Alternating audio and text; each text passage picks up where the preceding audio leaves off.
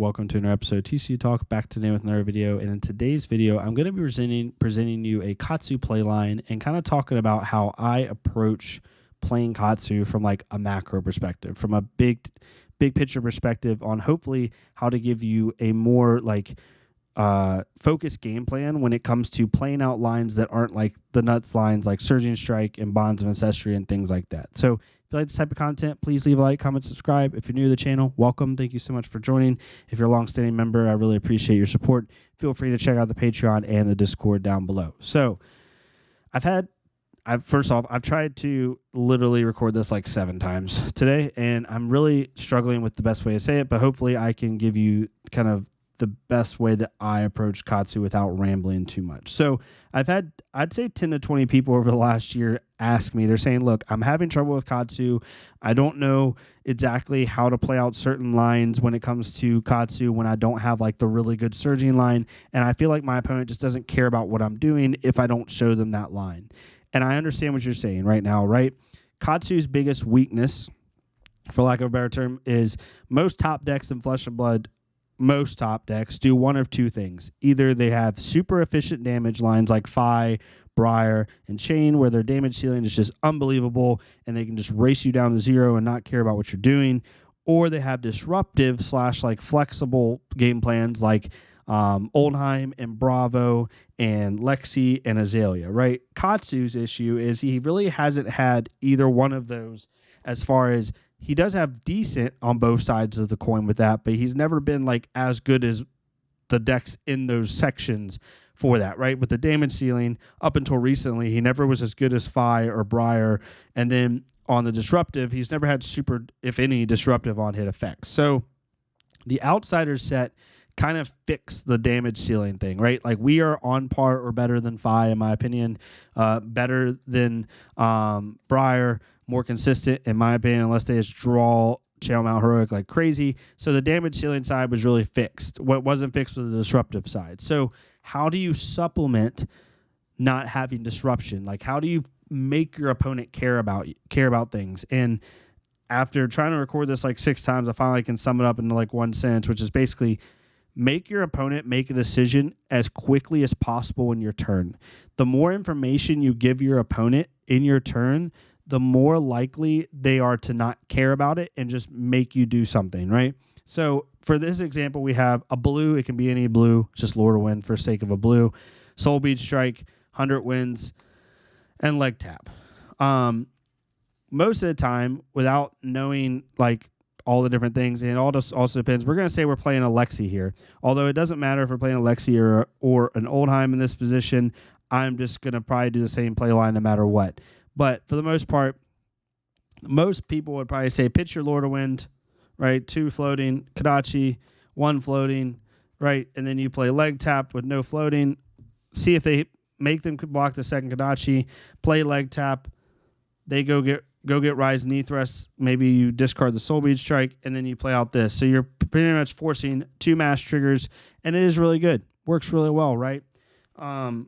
The issue with this is, depending on the hero, like Alexi's probably not going to block this leg tap, but a Bravo might, because Bravos typically don't give a crap about your Kadachis. A Bravo doesn't want to give up a good equipment block because they have a fridge with Tectonic Plane or Crater Fist, or give up a good 3-block blue for a Kadachi. They're just going to wait to see what this attack is, so they're probably not going to block that Kadachi.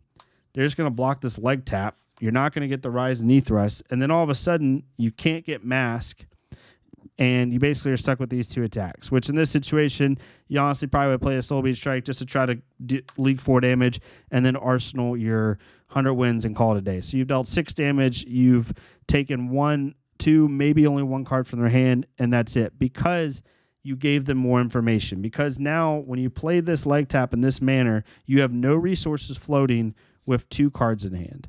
So an experienced player is going to know, okay, I didn't block his Kadachis. He's showing me a leg tap.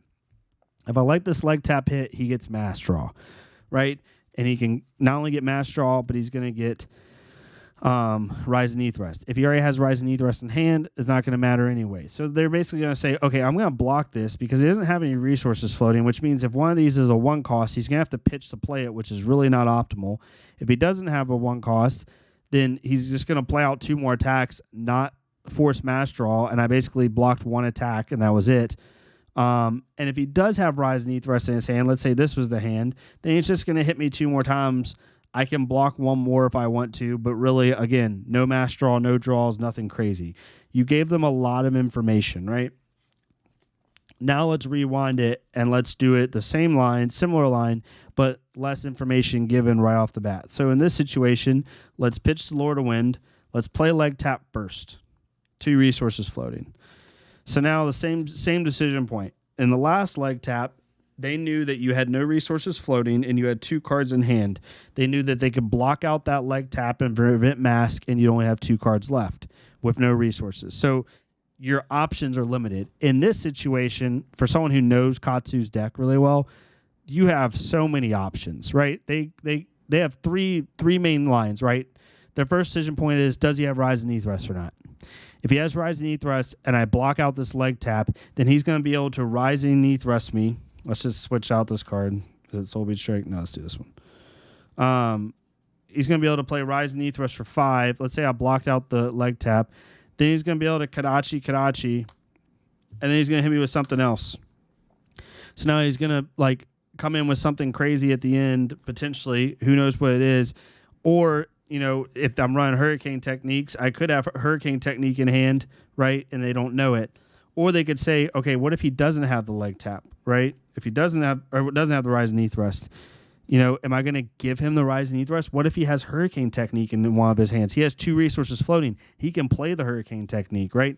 In this situation, right, the first play line, they know because you have no resources floating that it doesn't matter if you have Hurricane Technique in your hand. You can't play it unless you have Tunic counter, right? So even if you have the Rise and Thrust in hand, you can't Katsu trigger or Rise and Thrust in hand. You can't Katsu trigger to go get the Hurricane Technique because you can't play it. And they know that because of the resources you have left available because of the information you've given them. Whereas in this situation, you have 2 resources floating. So there's a high chance, not high, but there's a good chance that you could have Hurricane Technique in hand, and then they're going to let you go get Rise and Thrust and then be able to play out your Hurricane Technique, right? And then maybe play it again because you still have 1 resource floating if you want to. There's so much more decision points that they have to think about when it comes to presenting decision points early, right? That's kind of like the key point with Katsu is you present that decision point early. It's why Double Strike is actually, even though it's a below rate card, it's really good in Katsu because if I play a Double Strike on Chainlink 1, I'm basically telling my opponent, I have 3 more cards in hand. You don't know what I have in my hand. You don't know what I'm going to combo into. You don't know any of that, right? But I'm making you make a decision on the first Chainlink. And that's the power of Katsu, right? And so when you're not running stuff like, not running things that are tied to the surging line, that's where it gets really, really good. It's the same concept with Surging Strike, right? One of the biggest things people always say is do you block the Surging Strike or do you not block the Surging Strike?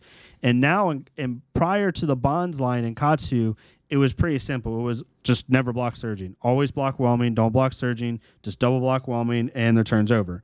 Well, in this situation, that's not always the case now because now, in a turn like this, if you play this early, it's the same dilemma that they always came in, right? It's okay, he's presenting 5 damage. He has 1 resource floating. He has 2 cards in hand, right? I have to there's so many different things he could have. He could already have Descendant Gust Wave, and if I let it hit, then he's going to go get Bonds of Ancestry, right? And Descendant Gust Wave comes in for 5. What if he doesn't have anything? Then if I block this out, then he basically has 1 resource floating with 2 cards in hand. He can't do much. The most he could do is Kadachi, Descendant, Fluster, maybe, right? There's a situation that they have to think about. They have to think about all these situations. Whereas in this situation, let's not add Surging, but let's just add any 100 wins here. Same thing, this situation. If you pitch and you play Descendant Gust Wave first with 2 resources floating, your opponent now has to say, do they already have Bonds of Ancestry in hand? If I let this hit, they can go get Dishonor immediately, right? Or they can go get another 100 wins, right? If they don't have the Bonds of Ancestry in hand, I'm going to give them Bonds of Ancestry. If they block, and so you force the interaction early in the chain. And let's say they block this. Well, now you have 2 resources floating. Now you can do Kadachi, Hunter wins. And now they have to block another one. And then you could arsenal your Flusterfish, right? Make them make decision points early in the game. Now, I understand this is going to change depending on the hero you're playing. It's going to change based off, the game state, how life totals are, all this, which is why this kind of video is really hard to make.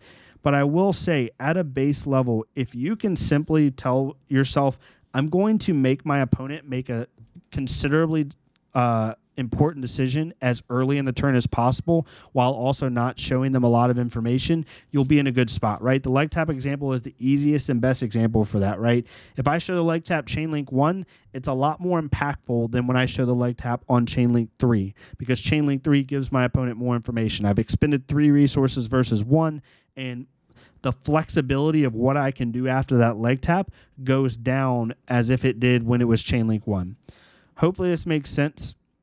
I didn't want to go too crazy in this. I'm not one for like rambling on a bunch of different situations because there's so much it depends on everything. However, I hope that if you can just think in your head of how can I make my opponent interact with me early in the turn, if you can just have that in your head, then you'll have success. The only time that's not as applicable, I will say, the only time is playing Guardian. Sometimes Guardian, you're not caring about mass triggers because you're not going to get it, right? And if you're playing pouncing links, you really care about like making them block early in the chain and then playing your big attacks late in the chain when they have less cards to block with. That's the only time it really changes. Other than that, especially against the Lexis and Azaleas and Dromais, present damage early without giving as much information as possible. Hopefully this made sense. If it did, let me know. If it didn't at all, tell me what I'm missing. Tell me what you would want to know about more. Maybe I can give you like just more clarity on things. That's how I approach Katsu. I've had people I've played against tell me that my style of Katsu is more annoying than other types of Katsus they've played. So it seems to be working. Definitely check out other good Katsu players though and get their takes on it. But hopefully this helps anyone that's been struggling with like playline theory outside of like Surging Strike and the Bonds line. If you like this type of content, please leave a like, comment, subscribe. Don't forget to go to other Flesh and Blood creators, leave a like, comment, subscribe on their stuff so we can get more people seeing this game. And I will see y'all next time on TCG Talk. Thank y'all so much.